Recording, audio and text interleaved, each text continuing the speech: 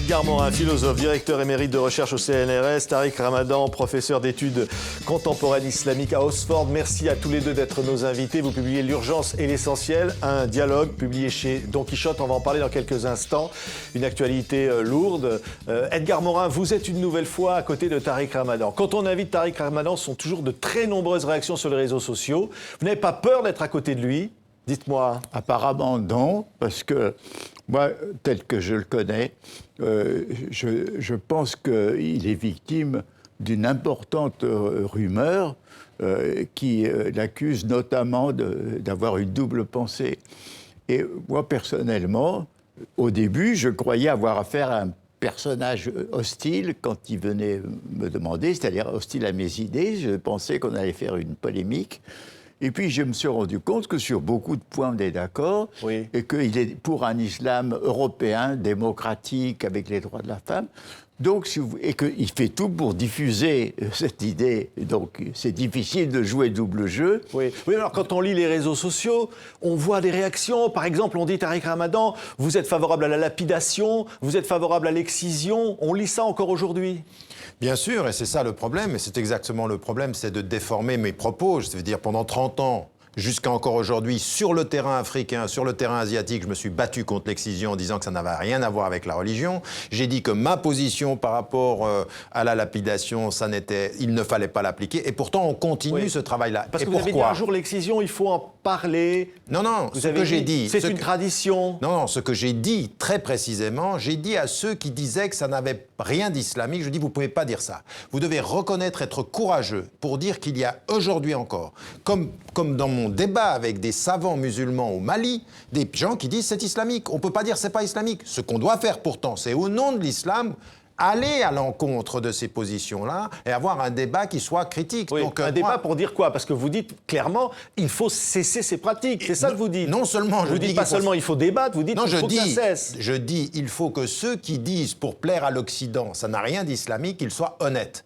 Il y a des penseurs et des savants musulmans qui le défendent. Ils doivent, avec courage, dire ça n'est pas islamique, c'est contre notre tradition et c'est ce que je fais. Donc moi, je ne veux pas qu'on dise et qu'on mente sur une réalité. C'est comme si quelqu'un venait vers vous et vous dit la peine de mort, c'est pas islamique. Mais non, la peine de mort, bien sûr, c'est islamique. Mais moi, ce que je crois, c'est qu'il faut pas l'appliquer. Donc je vais me battre à l'intérieur d'une tradition pour faire entendre une parole qui soit une parole claire sur ces positions-là. Donc vous demandez une réforme de la lecture, finalement, de l'islam. Vous dites c'est islamique, mais il ne faut pas l'appliquer. Je dis c'est débattu en islam, mais il faut des voix musulmanes aujourd'hui qui disent non à ces pratiques-là. Je ne peux pas être plus clair. C'est-à-dire, je reconnais qu'il y a une tradition qui l'a défendue. Je reconnais, par exemple, je vais vous donner un exemple. La tradition majoritaire en islam, c'est de dire qu'un homme ou une femme ne peut pas changer de religion. Eh bien, ma position, elle est de dire, je dois faire avec ça, mais ma position, elle est de dire, islamiquement, rien ne doit empêcher une femme ou un homme de changer de religion. Voilà. Donc moi, c'est un débat à l'intérieur, mais je suis pas là pour faire plaisir à mes interlocuteurs.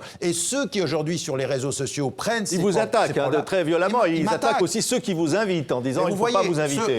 Pourquoi j'ai du respect pour Edgar Morin, c'est d'abord qu'il lit, c'est d'abord qu'il comprend la complexité d'une pensée, il voit très bien en quoi cette pensée-là, elle doit être nécessairement entendue parce qu'elle fait évoluer les choses. Oui. Donc les réseaux sociaux, pour moi, ce ne sont pas aujourd'hui, parce que j'ai d'autres sur les réseaux sociaux, j'ai énormément de soutien aussi. Oui, donc, bien sûr. Mais alors, on lit, et ceux qui l'attaquent disent, Tariq Ramadan, c'est un islamo-fasciste, on vous accuse, vous, d'être un islamo-gauchiste, Edgar Morin. Vous l'entendez, ça?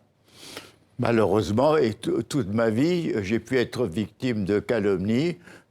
Quand j'ai rompu avec le Parti communiste, j'ai subi des insultes épouvantables. Quand j'ai défendu les Palestiniens, j'ai subi des insultes. On m'a dit que je voulais détruire Israël. Enfin, je crois que quiconque a une position en paix publique risque d'être insulté. Mais le cas particulier de Tariq Ramadan, c'est qu'il est un particulier bouc émissaire à faire aujourd'hui, et que tout ça s'aggrave. Pourquoi? Parce que le climat s'aggrave politiquement et dans les mentalités. Et c'est pourquoi ce que nous avons fait dans ce livre, pour moi, est utile, parce que c'est un pont. On essaie de se comprendre. On essaie de comprendre quelqu'un qui est un croyant musulman, et lui, il essaye de me comprendre, moi qui ne suis pas croyant en une religion. On essaye d'analyser ces problèmes, et créer un pont, c'est capital aujourd'hui. Quand vous dites l'actualité devient très lourde, évidemment, on pense à l'actualité récente. Un homme qui tue 2 jeunes femmes à Marseille au cri de Allahu Akbar, ça a à voir avec l'islam, Tariq Ramadan ? Ben oui, ça a à voir avec l'islam, et c'est ce que je dis aussi. Je dis, les musulmans ne peuvent pas dire ça n'a rien à voir avec l'islam et dire les gens qui le font ne sont pas musulmans.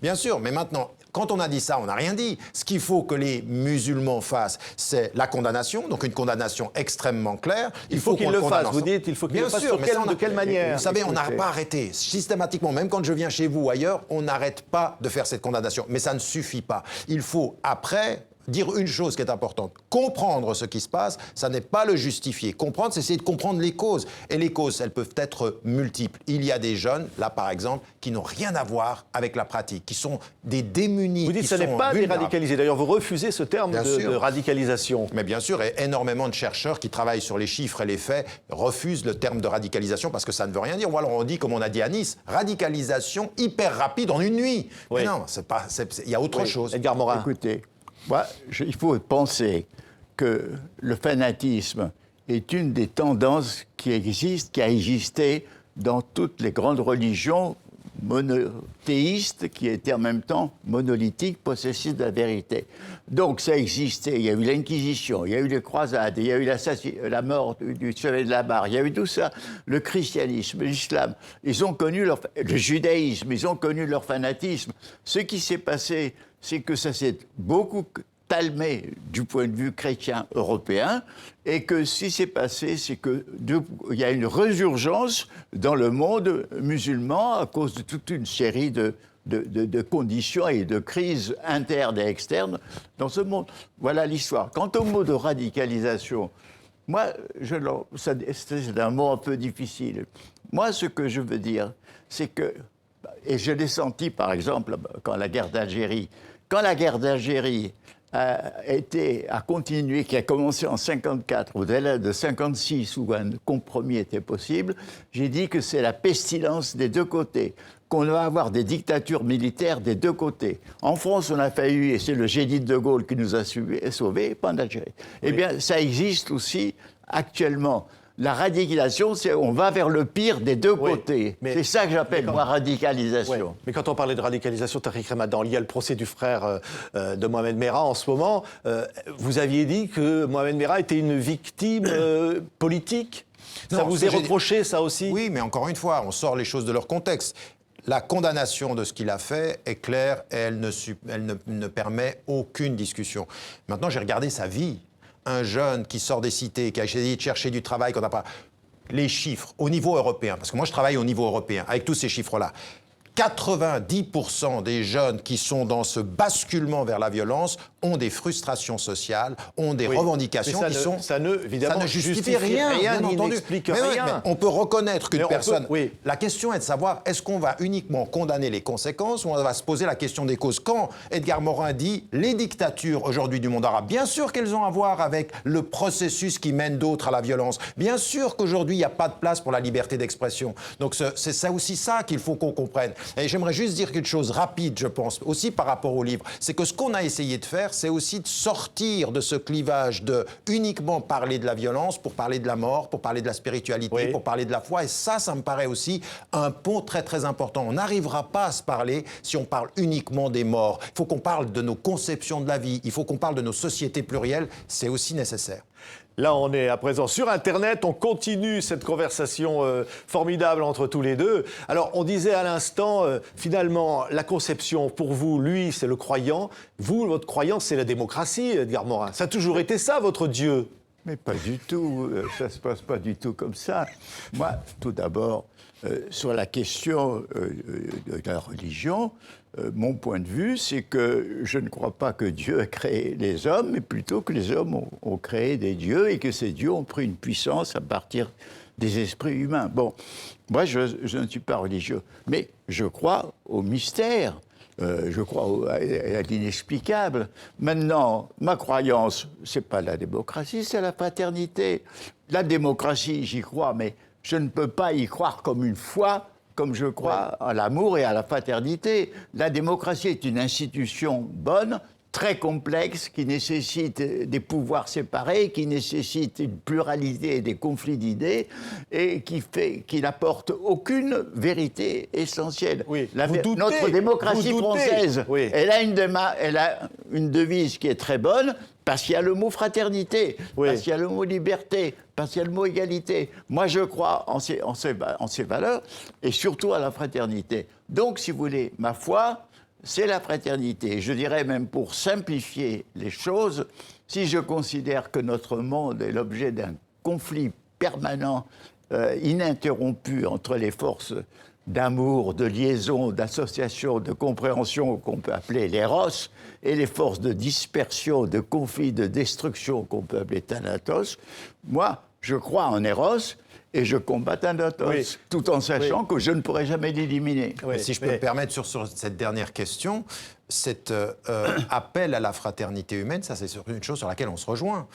J'ai écrit un livre après notre premier livre qu'on avait fait ensemble et je lui ai dédié en fraternité humaine parce que le Edgar Morin que j'étudiais quand j'étais élève et que j'ai rencontré en tant qu'homme et penseur, il y a une fraternité humaine. C'est un texte qui est fondé sur la reconnaissance de nos différences quant à la conception de la vie, mais la reconnaissance de notre revendication commune de la fraternité humaine parce que nous devons partager, parce que nous devons donner. En même temps, vous dites, Tariq Ramadan, dans ce livre, vous dites « je doute de ce que je pense, je doute de mes convictions, je doute de mes expériences ». Vous êtes plein de doutes, vous, le croyant. Ben oui, parce que je pense que croire, ça n'est pas confondre une conviction avec un dogmatisme intellectuel. Le doute rationnel quant à soi, le doute quant aux réponses que l'on a par rapport à sa vie, eh bien ça nous habite. Je refuse cette idée que croire, ce serait une opposition au doute quant à soi. Et donc de ce point de vue-là, moi ce qui est...